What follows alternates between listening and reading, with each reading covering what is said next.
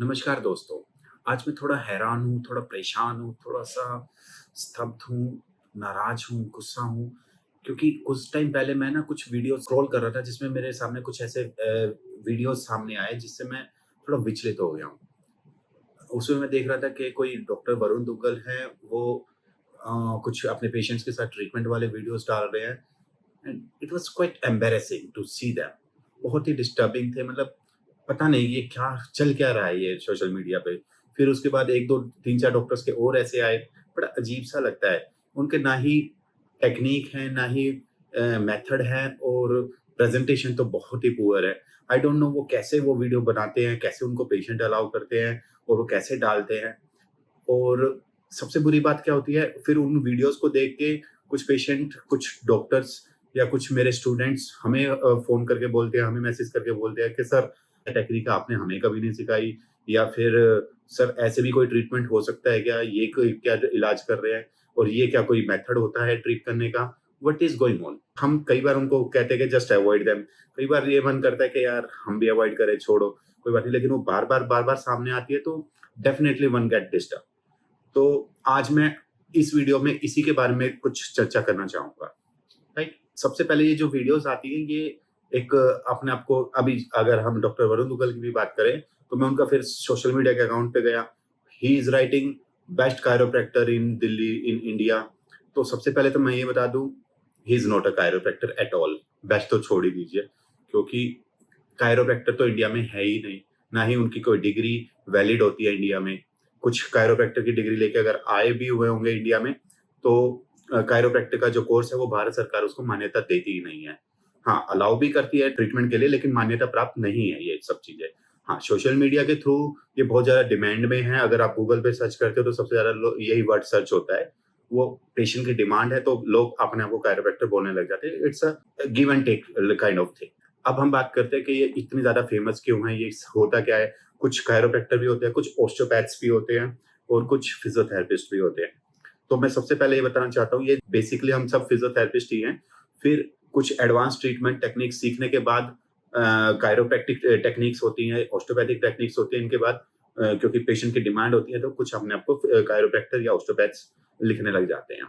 फिर ओस्टियोपैथिक या कुछ कोर्सेज़ इंडिया की कुछ यूनिवर्सिटी से रिकॉग्नाइज्ड हुए तो फिर ओस्टियोपैथ्स तो हैं, लेकिन अगर हम इन टेक्निक्स की बात करें तो ये टेक्निक्स फिजियोज़ को ऑलरेडी आ रही होती हैं।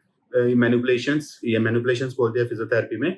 और जो अच्छे फिजियोथेरेपिस्ट हैं विद एक्सपीरियंस, जिन्होंने सीखा हुआ होता है, वे सभी कर सकते हैं। ऐसा नहीं है जो आपको सोशल मीडिया पे नज़र आ रहा है, सिर्फ़ यही डॉक्टर्स हैं जो ये सब कायरोप्रैक्टिक ट्रीटमेंट करते हैं, ऐसा नहीं होता, ठीक है?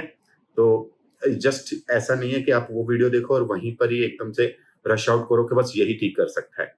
आप अपने लोकेलिटी में भी आप देखोगे, कोई कोई ना कोई आपकी हर लोकेलिटी में कोई ना कोई फिजियोथेरेपिस्ट है। वो हम इंडियन एसोसिएशन ऑफ फिजियोथेरेपिस्ट की वेबसाइट पे भी आपको सारे फिजियोज़ की लिस्ट मिल जाएगी और बहुत सारी साइट्स होती हैं, जहाँ से आप पता लगा सकते हैं कि किस फिजियो के पास कैसी डिग्री है, कहाँ से उनका एक्सपीरियंस है और कितना वो नॉलेज रखते हैं और कितना अच्छा रिज़ल्ट दे सकते हैं, ठीक है? फिर उनकी कुछ वीडियोज़ पे भी मैं अभी देख रहा था कि उनके फिर पेशेंट्स के कमेंट, फिर सोशल मीडिया पे तो क्योंकि ओपन होता है, तो सारे लोग उनकी वीडियोज़ देखते हैं, उनके कमेंट करते हैं। तो इतने एम्बैरेसिंग कमेंट्स होते हैं, पढ़ के बहुत ज़्यादा शर्म भी आती है, कई बार हँसी भी आती है और गुस्सा बड़ा आता है, क्योंकि वो लिटरली प्रोफ़ेशन को डिग्रेड करने वाली काम होता है। जो लोग कहते हैं, "यार, मैं तो गलत फँस गया, मेरे को भी ऐसा ही बनना है।" कुछ लोग कहते हैं कि डॉक्टर साहब, मुझे नौकरी पे रख लो, सैलरी मैं आपको दे दूँगा, बस रख लो। ये तो बड़ा सुंदर काम है, बड़ा मज़ेदार है। मतलब बहुत चीप लोग, बहुत ही चीप मेंटालिटी के वाले कमेंट्स आते हैं। It doesn't look good being a doctor, क्योंकि देखो डॉक्टर और पेशेंट का एक बहुत ही एक बॉन्डिंग जो होता है, रिलेशन होता है, बहुत ही ट्रस्टवर्दी रिलेशनशिप होता है। जैसे टीचर का और स्टूडेंट का होता है, ऐसे डॉक्टर और पेशेंट का बहुत ही ट्रस्टवर्दी रिलेशन होता है। उसमें हम किसी को ऐसे एक्सपोज़ करके या किसी को ऐसे डिग्रेड करके अपने व्यूज़ बढ़ाने के चक्कर में हम ऐसे वीडियोज़ नहीं डाल सकते, उनकी photos it is totally unethical, totally unprofessional. और इनकी तो कुछ ऐसी वीडियोज़ भी हैं जो it's a clear case of exploitation. ये बिल्कुल एक्सप्लॉइटेशन कर रहे होते हैं पेशेंट का। या पता नहीं वो पेशेंट भोले हैं, उनको पता नहीं होता, या वो जानबूझ के करवाते हैं, या ये उनका फीस माफ़ करते हैं या पे करते हैं, आई डोंट नो।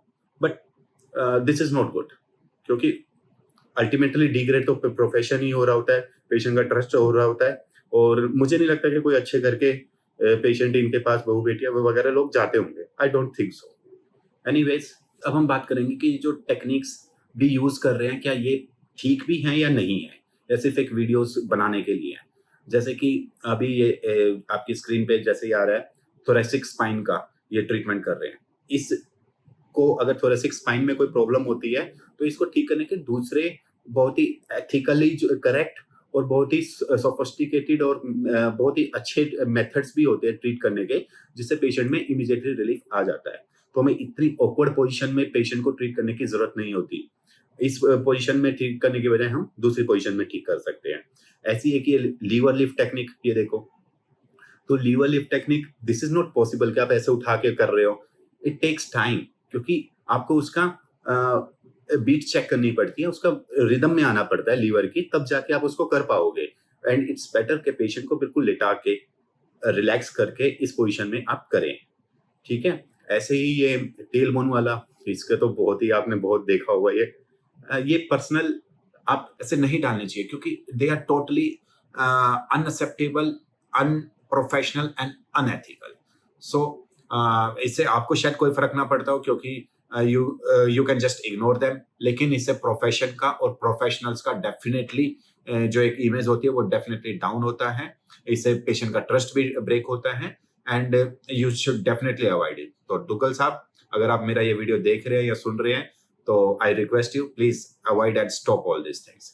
लेकिन वन मोर थिंग, एक मेरा ये वीडियो बनाने का एक पर्पस और भी है, वो ये कि जो आप इन्हीं चीज का आप ऑनलाइन ट्रेनिंग दे रहे हो नॉन फिजियोस को, नॉन मेडिकल प्रोफेशनल्स को, उनको आप ऑनलाइन सिखा रहे हो, ऑनलाइन कायरोप्रैक्टिक एंड ओस्टियोपैथी सिखा रहे हो हैं, और उनको आप अपने दुग्गल एकेडमी के नाम से आप उनको सर्टिफिकेट डिस्ट्रीब्यूट कर देते हो, और उनको कहते हो कि जाओ और आप ऐसे ही पेशेंट्स को ट्रीट करना स्टार्ट कर दो।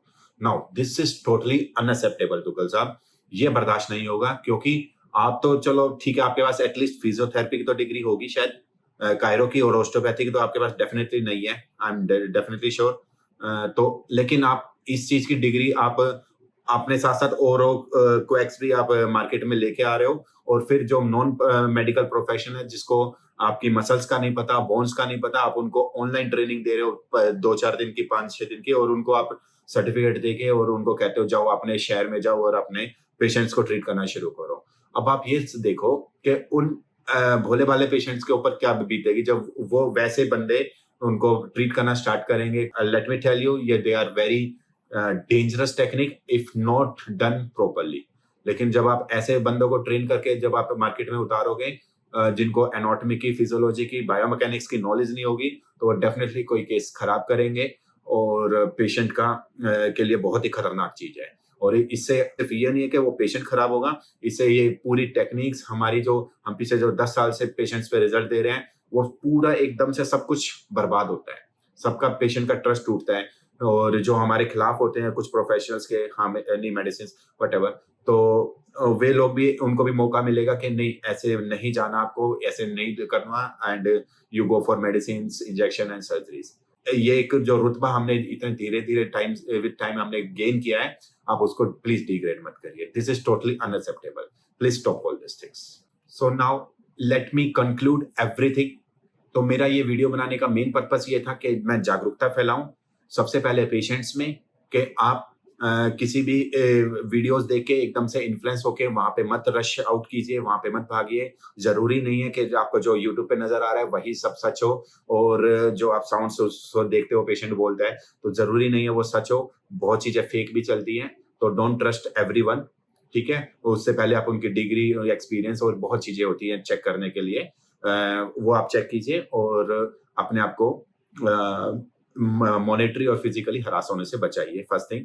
सेकंड थिंग, ये वीडियोस उनके लिए भी जागरूकता है, उन बच्चों के लिए जो ये सोचते हैं कि ऐसे ही हमें टेक्निक होती है और यही सब करना होता है।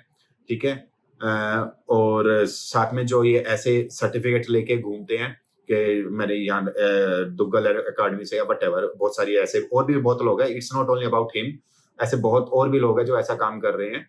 कि वहाँ से 2 दिन का 4 दिन का सीखा और अपने आप को ये सब कई तो बोन सेटर बोलने लगे, कोई मैनिपुलेशन, बहुत सारे नाम है, मैं इन सब चीज़ों के चक्कर में नहीं पड़ना चाहता, ठीक है? लेकिन जब तक आप एक प्रॉपर मेडिकल प्रोफेशनल के पास नहीं जाएँगे, जिसको प्रॉपर नॉलेज हो, प्रॉपर एक्सपीरियंस हो, जिसके पास डिग्रियाँ हो और जिसके पास रिज़ल्ट का एक हमारा प्रोफाइल होता है। जैसे कि अगर मैं अपने क्लिनिक का भी अगर मैं बात करूँ तो फर्स्ट विज़िट में 70% की एक एवरेज आती है मेरे पास, कि किसी को 60% आया, किसी को 80%, किसी को 50, किसी को 100%, लेकिन एक 60-70% तक एक एवरेज आती है कि फर्स्ट विज़िट में पेशेंट को इतना रिलीफ आता है, ठीक है? लेकिन मैं जैसे उनके कमेंट भी पढ़ रहा था कई पेशेंट्स के, कि वो एक-एक पेशेंट से 40-40 हज़ार रुपए ले रहे हैं और फिर उनको ऑनलाइन आके गालियाँ दे रहे हैं कि आपके ट्रीटमेंट से हमें कोई आराम नहीं आया, हमारा टाइम भी वेस्ट हुआ, हमारे पैसे भी वेस्ट हुए। तो this is a total harassment, ठीक है? तो मेरा ये पर्पज़ था कि जागरूकता फैलाई जाए कि जिससे हम पेशेंट्स को, फ्यूचर स्टूडेंट्स को, इन सब चीज़ों को हम बचा सकें, ठीक है? एंड अगर आप में से किसी को भी कोई भी क्वेरी हो, क्योंकि अब मैंने कुछ चीज़ एक्सपोज़ की है, तो आपकी कोई भी इसी टाइप से कोई भी रिलेटेड इंक्वायरी हो, कोई भी क्वेश्चन हो, तो आप मेरे इस वीडियो के नीचे आके कमेंट कीजिए। मेरे को जैसे भी टाइम मिलेगा मैं डेफ़िनेटली ट्राई करूँगा कि आपके क्वेश्चन्स का, क्वेरीज़ का आंसर करूँ, ठीक है? अगर आपके भी शहर में कोई भी इस टाइप से कुछ चल रहा है, तो आप डेफ़िनेटली उसके अगेंस्ट बोल सकते हैं। You have 100% right against that, और आप हमें इस कमेंट सेक्शन में बताइए and we will find a way out. Okay, thank you.